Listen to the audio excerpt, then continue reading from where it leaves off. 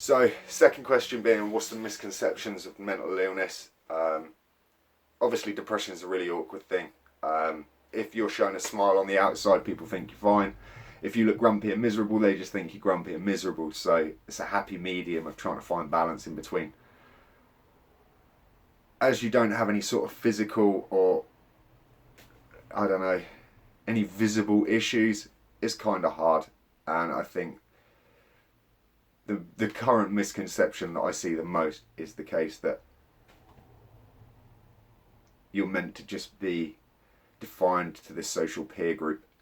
Uh, for argument's sake, you're meant to go to school, get a good education, go to university, come away from that, find someone, settle down, get married, have a good job and career, have children, and grow old gracefully. And in today's society, where social media is forced in our faces, pursuing the dream is a big thing at the minute, and going for what's right in life. So having your anxieties and your depressions on top of peer pressure and social, I wouldn't say sort of what's seen as sociably acceptable these days, can add a lot of pressure to your general everyday life.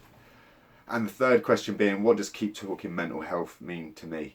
Keep talking mental health means to me, as long as somebody's got a voice that's out there, it will be heard by the people that it needs to be heard by.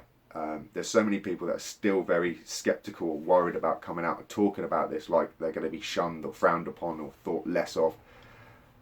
Keep talking mental health is something that, as much as the public are aware of it more maybe now than they were 10 years ago, it still hasn't filtered into the places where it needs to filter into.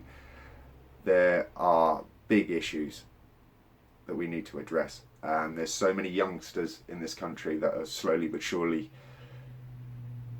being diagnosed with depression and other forms of mental illness at a younger age, and it's kind of scary, guys. So keep talking mental health needs to be a thing. We need to keep talking about it. We need to make people feel comfortable about talking about it, and at the end of the day, try to address the issues that arise. So even when it comes down to things like talking about suicide, we need to be in a position where we feel proud enough to embrace and talk about it, to actually start dealing with it, guys.